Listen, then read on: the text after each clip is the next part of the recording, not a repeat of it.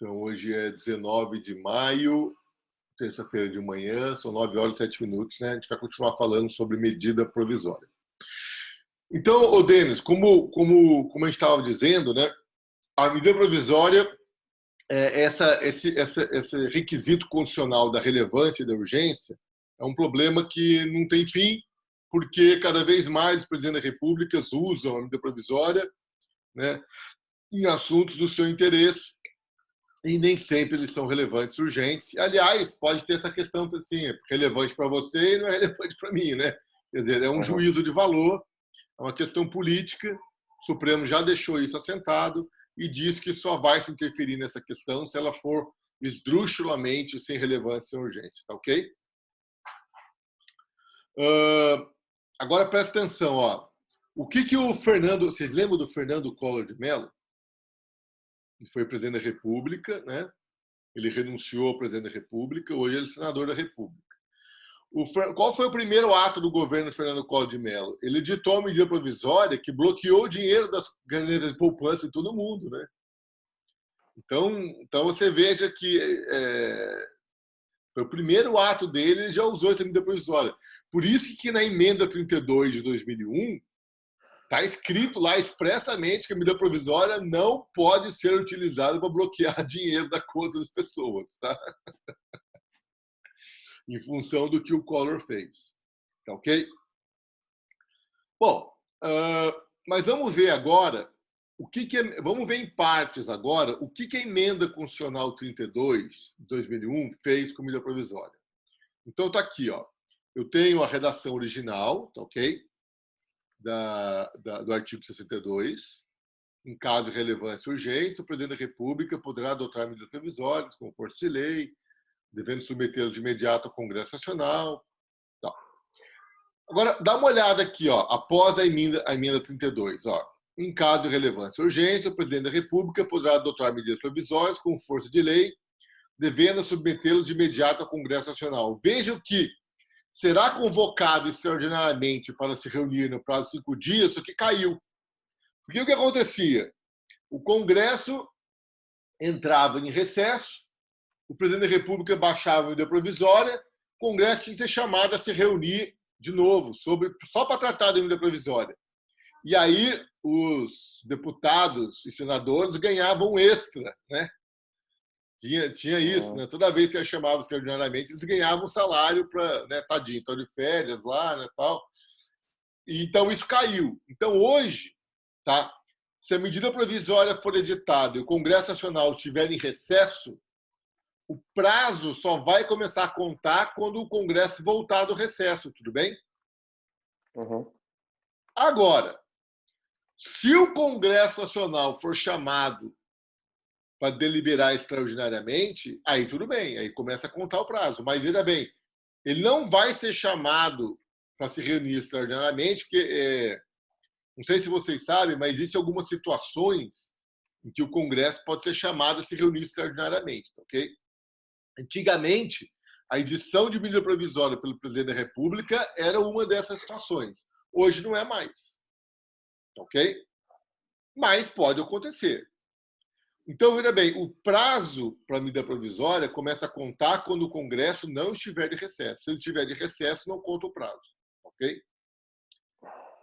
As medidas provisórias perderão sua eficácia desde a edição se não forem convertidas em lei no prazo de 60 dias, prorrogável no termo do parágrafo 7 uma vez por igual período, devendo o Congresso Nacional disciplinar por decreto legislativo as relações jurídicas delas decorrentes. Durade 2020. Foi. 3, 18, 8, 16, 24. 24. Aperta o azulzinho. Desculpa, gente. Interrupção aqui. Então, olha só. Presta atenção. Eu não sei se vocês já ouviram falar de reedição de medida provisória.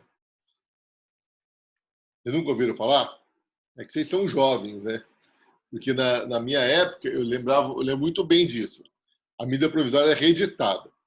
Então, olha só, olha como que era a redação original. Ó, as medidas provisórias perderão eficácia desde a edição se não forem convertidas em lei no prazo de 30 dias, a partir da sua publicação. Então, o que acontecia? O presidente da República editava a medida provisória, remetia para o Congresso. Quando chegava no 30º dia, se o Congresso não tivesse votado a medida provisória, o que o presidente da República fazia? Ele reeditava a medida provisória. Então, ele editava e reeditava, e reeditando, reeditando várias vezes. Existem medidas provisórias que foram reeditadas. Desculpa. O mesmo texto ele reeditava várias vezes? Várias vezes. É o jeitinho brasileiro, né? Porque não dá tempo, Daniel. Não dá tempo. 30 dias é muito pouco tempo. O presidente da República editava a provisória. Ei! Para com isso. Então, você tinha... Sai daqui, Bela. Então, o Congresso tinha 30 dias para analisar a medida provisória. Parou aqui o cachorro da casa da frente. Acabou de chegar aqui, entendeu? Aí a cachorro da minha casa tá... Vamos lá. Cachorradas à parte, né, Isabel? Então, o presidente da República editava a medida provisória. 30 dias tinha que ser analisado a medida provisória. Aliás, ela tinha um rito bem diferente do que ela tem hoje, tá? As receitas das empresas J e C são originadas proporcionalmente. Jandir? Aí o que acontecia? Não dava tempo. Quando chegava no 30º dia, o que o presidente da República fazia? Ele reeditava a medida provisória. Papai, vou pegar a cantiga e lá. Entendeu? Verdade. Aí... Eu lembro disso. Você lembra, Isabel? Era uma loucura, professor. Eu trabalhava no escritório de contabilidade. Meu Deus. Tá vendo? Ó? Você ficava naquela apreensão, né? Vai reeditar ou não vai reeditar, né? E tal. E ficava reeditando. E aí o Congresso largava a mão, não votava nada e ficava reeditando. Então, quando veio a emenda 32, um dos objetivos da emenda 32 foi acabar com essa palhaçada de reedição de medida provisória. Então, a emenda 32 ela fala: as medidas provisórias perderão sua eficácia. Ô, Bela, ajuda eu, Bela. Ô, Bela. Perderão sua eficácia desde a edição se não forem convertidas em lei no prazo de 60 dias, prorrogável uma vez por igual período. Então, qual que é o período, qual é o prazo hoje que o Congresso Nacional tem para aprovar a medida provisória? 60 dias, prorrogáveis automaticamente por mais 60 dias. Eu ousaria dizer que o prazo é de 120 dias. E quando o Congresso estiver em recesso, esse prazo não corre. Ok? Então, dá o start no prazo, editou a medida provisória, remete para o Congresso. Gente... Se o presidente quiser ganhar tempo, ele pode editar uma MP prestes das férias do Congresso para poder ganhar tempo? Pode. Ele edita MP. A Congresso entra de férias, no Natal, por exemplo. Porque o interessante, Daniela, é que no dia em que o presidente adotar a medida provisória, ele tem que encaminhar ela para o Congresso Nacional. Tá ok? O Supremo Tribunal Federal tem uma jurisprudência consolidada nesse sentido. Ok? Tem que ser no dia. Tá? E quem vai receber a medida provisória lá no Congresso é o presidente do Senado. Mas no dia. Entendeu?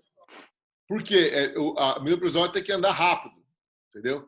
Agora, qual que é o prazo da medida provisória? Eu ousaria dizer para vocês que é de 120 dias. Só que, na verdade, a Constituição não fala 120 dias. Ela fala 60 dias, prorrogáveis uma única vez por mais 60 dias. Então, você veja que a medida provisória, a redação da Constituição não fala em 120 dias, ok? A redação da Constituição fala em 60 dias, prorrogáveis uma única vez por mais 60 dias. Essa prorrogação é automática, tá? Tem um ato lá do presidente do Senado lá que prorroga e tal, mas ela é automática. Então, eu diria que são 120 dias. Mas o correto mesmo é dizer que é 60 dias, prorrogável de uma única vez por mais 60 dias. E aí, Isabel, se passarem esse prazo de 120 dias e o Congresso Nacional derrubar a medida provisória ou não votar a medida provisória, ela perde a sua eficácia e o presidente da República não pode editar uma nova medida provisória tratando do mesmo assunto na mesma sessão legislativa. Tá? Que é aquele princípio da irrepetibilidade que eu falei para vocês já nas outras aulas. Então, exatamente para acabar com essa reedição de medidas provisórias. Entenderam? Uhum. Dúvidas? Pronto, o cachorro foi embora aqui da vizinha. Oh, que legal! Você colocou a blusa da escola para assistir a aula da escola. Tadinho. Ela colocou a blusa da escola para assistir a aula da escola online de uniforme. Que dó. Tadinha. Ah, que fofo! De pra escola. Disciplina. Demais essa menina. Essa menina minha aqui é fora de série. Você não acredita. Entenderam, gente? Então, olha só. À luz do texto original da Constituição Federal, o prazo para o Congresso Nacional deliberar sobre a medida provisória era de 30 dias. Uhum. Só que ocorria do Congresso não deliberar e o presidente da República reeditava a medida provisória. E aí essa reedição se perpetuava no tempo. Então, ou seja, acabou ocorrendo que o Congresso não tinha mais prazo para editar a medida provisória. Toda vez que o presidente da República quisesse reeditar, ela ficava em vigor, reeditando. Veio a emenda 32 acabou com isso. Ampliou o prazo para o Congresso Nacional analisar a medida provisória. Agora é 60 dias, prorrogáveis uma única vez por mais 60 dias. Mas terminou esse prazo sem votar, então ela perde a sua eficácia e o presidente da República só poderá adotar nova medida provisória tratando do mesmo assunto no ano seguinte. Tudo bem? Achei uma súmula vinculante do Supremo falando sobre isso. Leia ela para a 54. gente. A medida provisória não apreciada pelo Congresso Nacional podia, até a emenda constitucional 32 de 2001, ser reeditada dentro do seu prazo de eficácia de 30 dias, mantidos os efeitos de lei desde a primeira edição. Aí, ó, tá vendo? Aí é a chancela do Supremo no que eu estou te falando para vocês, entendeu? Quer dizer, o Supremo ele fala, ó, reeditou a medida provisória, ela está valendo. É claro que a oposição foi no Supremo, né, brigar contra isso, né? Pô, o presidente da República edita 30 dias, não aprova, ele reedita, claro que entraram com uma ação no Supremo dizendo que essa reedição era inconstitucional. Mas o Supremo não achou nada na Constituição para embasar isso, então isso virou uma prática que só foi derrubada com a emenda 32. Tudo bem? Tranquilo.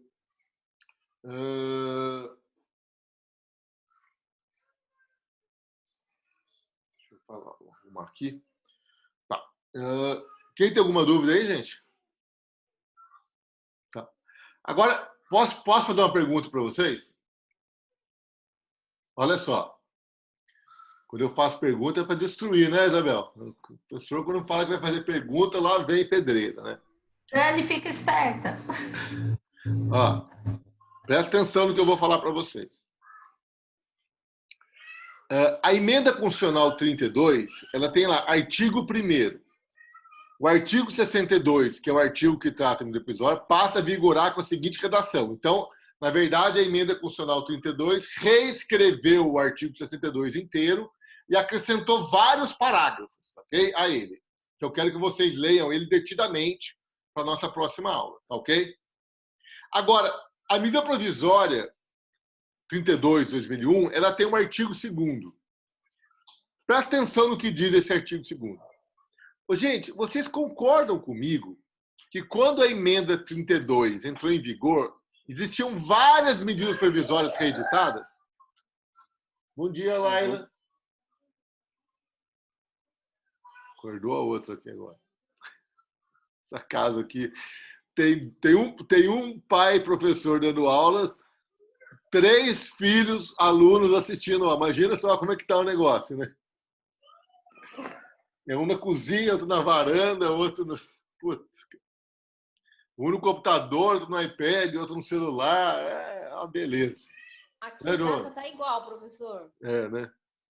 É, sinal que a internet é boa, professor, porque em casa eu tive que sair lá de casa, porque os computadores ligados não funcionam. Por isso que eu conectei no cabo aqui agora com vocês, né? Bom, vamos lá. Então, presta atenção. Ó, o que acontecia antes da emenda 32 de 2001? O presidente da República editava a medida provisória, passou os 30 dias, ele reeditava. Quando o Supremo falou que isso era constitucional, virou praxe, concorda? Eu edito a medida provisória, deu 30 dias, o Congresso não aprovou, eu reedito. Quando chegou a emenda 32, acabou com essa história, concorda? Todas as medidas provisórias editadas após a entrada em vigor da emenda 32, o que acontece?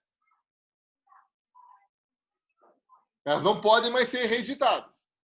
Agora, o que eu faço com aquele estoque de medidas provisórias que foram reeditadas e estão lá aguardando? Porque, veja bem, gente, quando a emenda 32 entrou em vigor, havia um número muito grande de medidas provisórias para serem analisadas no Congresso Nacional e que estavam sendo reeditadas.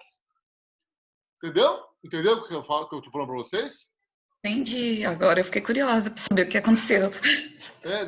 Eu falo, pô, e agora, né? O que eu faço com esse estoque? Concorda? Eu tenho um estoque de medida provisória, não é? Pô, o que eu faço com essas medidas provisórias?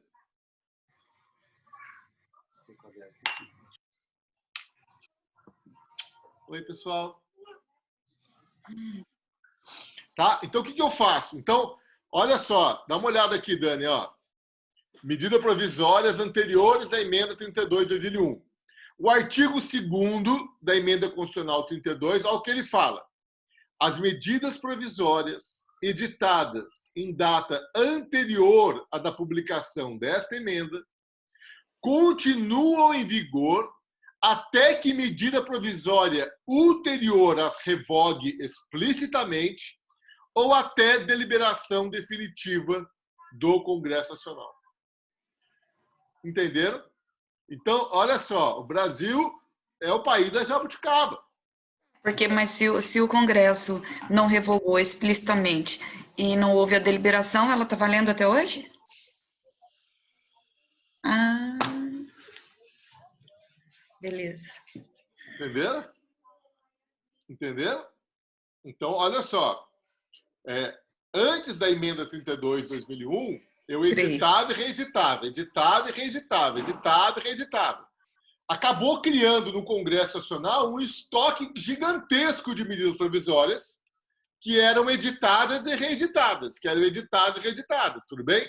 Eu não sei qual é o número, confesso a vocês, mas eu tenho certeza que tinha um estoque grande lá, ok? Quando veio a emenda 32, opa, não pode reeditar mais. Agora o Congresso tem 120 dias. Se não analisar em 120 dias, perde eficácia e não pode reeditar mais. Pô, mas o que eu faço com aquele estoque de medidas provisórias que foram reeditadas? O artigo 2º fala, elas vão continuar em vigor por prazo indeterminado, até que o Congresso Nacional vote elas ou até que o Congresso Nacional as revogue explicitamente. Se não fizer nada disso, continua. Continua. Então nós temos de 2000, de 99, até hoje? Eu ousaria dizer que ainda há medidas provisórias anteriores à emenda 32 em vigor, tá? Ah, deve ter. A gente pode até perguntar para o Google aqui, Dr. Google. Será que ele... Pergunta aí, Denis. A gente pode perguntar aqui para o Dr. Google. O que será que o Dr. Google fala para a gente, né? De repente ele, né? Vou perguntar aqui para ele. Ó. Há medidas provisórias anteriores à emenda constitucional 32 de 2001 ainda em vigor no Brasil? Vamos lá, doutor Google. 50 medidas provisórias de 2001 ainda estão válidas. A emenda constitucional 32, o cara foi o primeiro a se meter. Aí, ó, tá aí, ó. Fresquinho para vocês. Doutor Google e doutor Google, né, meu? Fala sério. Aí, ó, página do Senado Federal, ó, 50 medidas. Aí é fresquinho, é 2014, tá? Não sei se ainda tá, né? 50 medidas provisórias de 2001 ainda estão válidas. Tá certo? Então, 2014. Vamos ver se tem alguma notícia por mais recente. 2002. Aí nós tínhamos que fazer uma pesquisa aí mais aprofundada. Tudo bem? Entenderam esse aspecto, gente? Agora vamos lá. Com a emenda 32, o Congresso Nacional passou a ter 120 dias para editar a medida provisória, senão ela perde eficácia. Tudo bem? Fechado comigo aí, gente? Uhum. Tá. Agora, e se o Congresso não votar?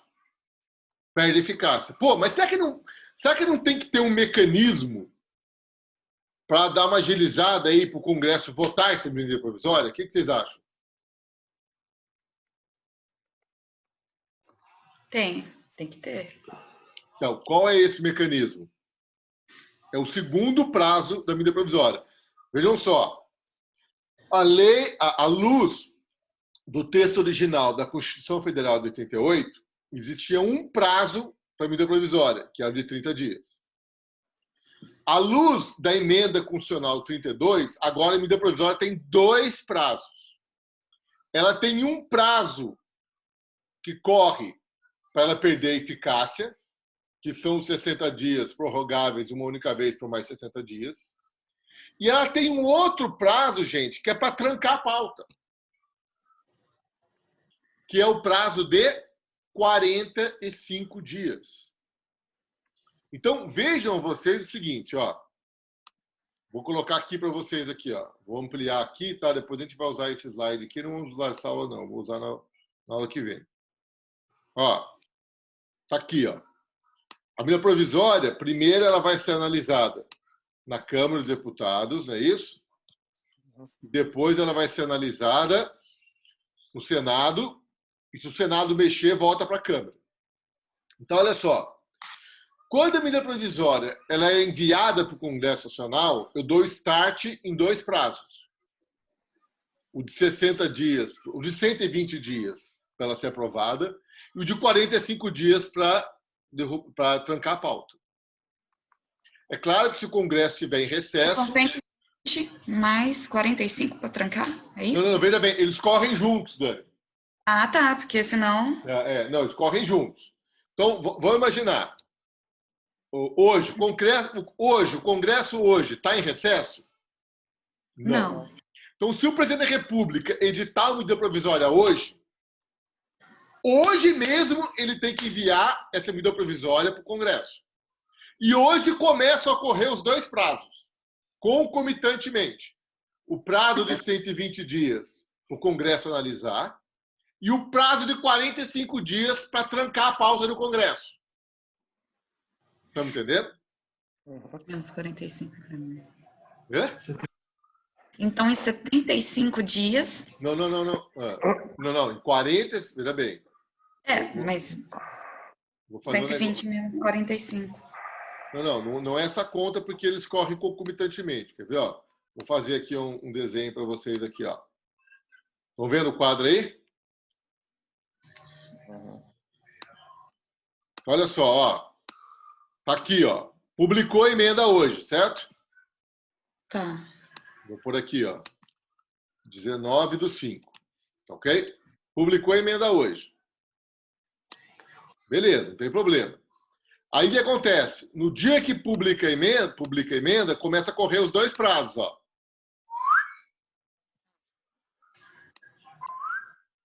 Ok? O primeiro prazo tá aqui, 120 dias. Desculpa aí, gente. Vai ficar muito... 120 dias. Tá ok? Esse prazo, ele faz o quê? Qual é a consequência desse prazo? É o prazo para deliberação. 60 numa Então, casa, se ele não for obedecido, o que acontece? Cai a MP. cai MP. Perda da eficácia. Ela cai. Tudo bem? Uhum. Certo? Sim. Não. Paguei o que não era. Bom, tudo bem. Por aqui. Então, 120 dias. Tá? Começou a correr esse prazo. Certo? Agora, concomitantemente, no mesmo instante, começa a correr o prazo de 45 dias para trancar a pauta. Tá me entendendo? Tá. Então, vejam vocês, tá, que a medida provisória, no momento em que eu remeto ela para o Congresso Nacional, ela começa a correr os dois prazos juntos. O prazo de 120 e o prazo de 45 dias. Bom, aí ela vai ser votada na Câmara. Se a Câmara votar em 40 dias, a Câmara vai remeter para o Senado, tudo bem? Uhum. O Senado tem 5 dias para votar, brother. Se o Senado não votar em 5 dias, o que vai acontecer com a pauta do Senado? Tranca. Vai ser Tranca. trancada. Vai ser trancada. Dependente da casa onde estiver, a pauta vai ser trancada, né? Então, a pauta pode ser trancada na primeira casa, professor? Pode. Pode. E aí, quando a primeira casa vota e manda para a primeira casa, não, quando a casa iniciadora volta e manda para a casa revisora, a medida provisória vai chegar na casa revisora trancando a pauta. E se a casa revisora aprovar a medida provisória, né? Aí já é um projeto de lei de conversão. Se aprovar com alterações, não tem que voltar para a casa iniciadora? Uhum. Aí ela volta trancando. Entendeu? Então, veja bem, a medida provisória está tramitando no Congresso. No 46º dia, onde ela estiver tramitando, ela tranca a pauta. Para onde ela for enviada, ela chega trancando a pauta. Estão entendendo? Isso para quê? Isso para forçar o Congresso Nacional a, pelo menos, apreciar a medida provisória em 120 dias. Entenderam? Porque chegou aqui, ó, vou colocar aqui para vocês aqui, ó. Chegou aqui, ó, no 46º dia, tá? 46º dia. Onde está a medida provisória? Aonde ela estiver, ela vai trancar a pauta. E a partir do 46º dia, para onde ela for enviada, ela vai chegar trancando a pauta. Entenderam? Professor, não, eu não estou entendendo essa trancar pauta. Tá. Trancar a pauta é o seguinte, Tassiana. A Casa Legislativa fica impedida de votar outros projetos de leis enquanto não votar a medida provisória. Porque o único então, para os trabalhos dele, é isso? Para todos os trabalhos? Exato, para o trabalho deles. Não todos, mas para os trabalhos deles, de elaborarem leis. E aí, eles têm que votar a medida provisória para depois votar o projeto de lei. Por isso que a gente ouve falar assim, o Congresso Nacional quer votar a lei tal, mas tinha 2 medidas provisórias trancando a pauta. Então, primeiro eles votam a medida provisória, para depois eles votarem a lei. Porque a medida provisória está trancando a pauta, entenderam? Agora sim, agora entendi. Obrigada, professor. Eu não tinha explicado, né? Como é que você podia entender se não tinha explicado, né? Professor, mais ou menos, viu? Aliás, Tassiano, vou contar uma história para você agora. Tá? Todo mundo entendeu o que é trancamento de pauta? Sim. Tá. Então, olha só, Tassiana, vou te fazer uma pergunta. Esse trancamento de pauta, ele é absoluto ou ele é relativo? Ele tranca a pauta de tudo ou ele tranca a pauta só dos projetos de lei? O senhor falou que agora que não tranca tudo. Agora eu não sei se é só dos projetos de lei.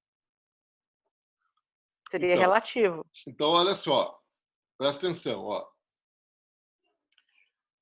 Entendia-se que... Porque, olha só, lá no regime de urgência do projeto de lei, que eu falei anteriormente para vocês, só tranca a pauta dos projetos de lei, tudo bem? Ó, com exceção das que tenham prazo constitucional determinado, tá vendo?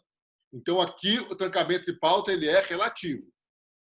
E o trancamento de pauta da medida provisória? Ele é relativo ou ele é absoluto? Ou seja, ele tranca a pauta de tudo, o Congresso Nacional fica impedido de votar qualquer coisa, ou ele tranca a pauta só dos projetos de lei? Tá ok? Aí, fala, Dani. Acho que ele fica impedido de votar qualquer coisa, não fica? Então, esse era o entendimento.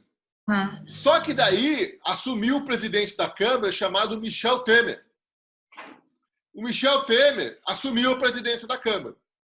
E aí eles pediram um ato ordenatório da presidência da Câmara, dizendo que no entendimento dele, presidente da Câmara, o trancamento de pauta era relativo. Então, só os projetos de lei os projetos de lei que podiam ser objeto de medida provisória que tinham a pauta trancada. Emenda à Constituição não teria a pauta trocada, só a pauta ordinária, exatamente. Lei complementar também não, né? Também não. Porque lei complementar que trata de matéria reservada a ela. Sim. Lei complementar no aspecto formal e material, tá bom? Então, olha só. Aí eles pediram esse ato ordenatório como presidente da Câmara e passou a votar as coisas que, entendeu? Que não eram ordinárias. É claro que entraram com mandado de segurança no Supremo, tudo bem? Então tá aqui a historinha aqui, ó. Por maioria absoluta, por maioria, o plenário do Supremo concluiu nessa quinta-feira o julgamento de mandado de segurança relatado por Celso de Mello e decidiu que o trancamento de pauta da Câmara dos Deputados por conta de medida provisória, não analisado no prazo de 45 dias, contado sob publicação, só alcançam projetos de lei sobre temas passíveis de serem tratados por medida provisória. Porque nós vamos ver também, tá, que a medida provisória, a emenda 32, você vai ver na aula que vem, tá? A emenda 32, ela trouxe um rol bastante grande até de matérias que não podem ser objeto de medida provisória, ok? Então, olha só, o trancamento de pauta, segundo Michel Temer, chancelado pelo Supremo, só alcançam projetos sobre os temas passíveis de serem tratados por medida provisória. Então, tudo aquilo que for passível de ser tratado por medida provisória tem a pauta trancada. Aquilo que não for passível de ser tratado por medida provisória não tem a pauta trancada. Então, para a medida provisória é absoluta, o restante é relativo. Não, para medida provisória é relativo. É relativo.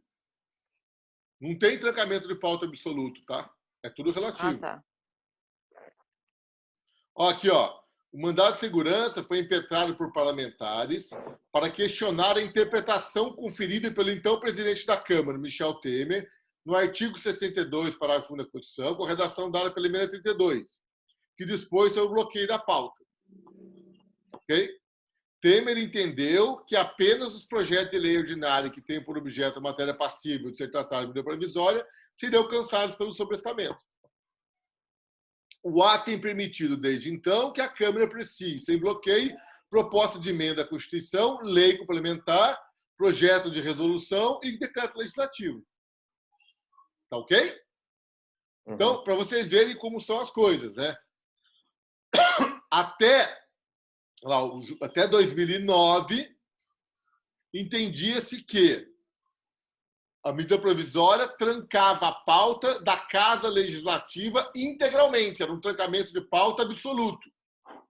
Em 2009, veio esse ato do presidente da Câmara, Michel Temer, e esse ato passou a entender que o trancamento da pauta ele era provisório.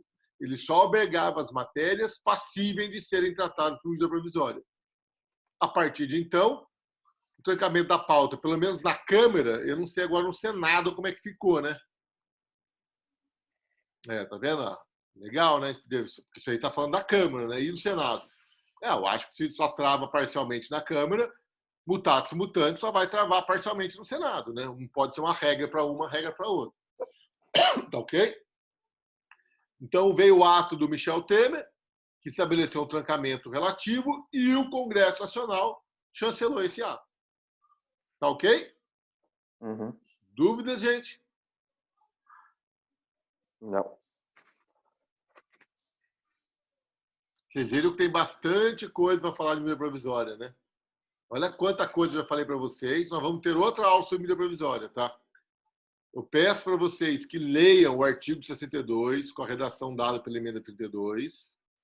Nós vamos retomar esse artigo na aula que vem. E leiam o texto do professor Vicente Paulo, tá, gente? Para fixar na cabeça de vocês tudo isso que eu falei. Ou assistam a aula de novo, sei lá. Alguma dúvida? Por enquanto, não. Então, olha só. Vamos só para a gente terminar aqui, ó. Editor medida provisória meteu um jogo para o Congresso Nacional, dá o start dos 2 prazos ao mesmo tempo. O de 120 dias para ela perder a eficácia e de 45 dias para trancar a pauta. Tá ok? Os dois correm juntos. Exariu 45 dias, aonde a medida provisória estiver, ela tranca a pauta. E para onde ela for enviada, ela vai chegar trancando a pauta. Passou 120 dias, não votou, perde eficácia. Fala, Dani. Tranca a pauta relativamente. Perfeito. É legal, é isso aí. Tranca a pauta relativamente. Nos termos do julgamento do STF, tá ok? Tá aí, ó, mandado de segurança. É só colocar no Google aí, eu coloquei aqui rapidinho, o Google já achou pra gente. Mandado de segurança 27.931. 27.931. Imagina se eu vou guardar esse número, nem a pau. Encontrei um amigo de infância meu aqui essa semana, juiz lá no Espírito Santo. A gente começou a lembrar da infância e falou: sua mãe tinha uma caravana. E ele lembrava da placa da caravana da minha mãe, cara. 30 anos atrás, mole. Eu falei, por isso você passou no concurso de juiz, né? Ai, Jesus. Fechou, gente? Tudo bem? Beleza? Fechou, professor. Alguma dúvida? Obrigada. Não. Estudem, assistam a aula de novo. Não percam o foco, tá legal? Semana que vem a gente volta com mais. Muito obrigado. Até logo. Bom Beleza, dia. obrigado. Bom dia, Vai, professor. Valeu, até obrigada. logo. Tchau, tchau. Tchau, obrigado. Não fique bravo comigo, Tassiano. Eu tô sabendo que você tá bravo comigo.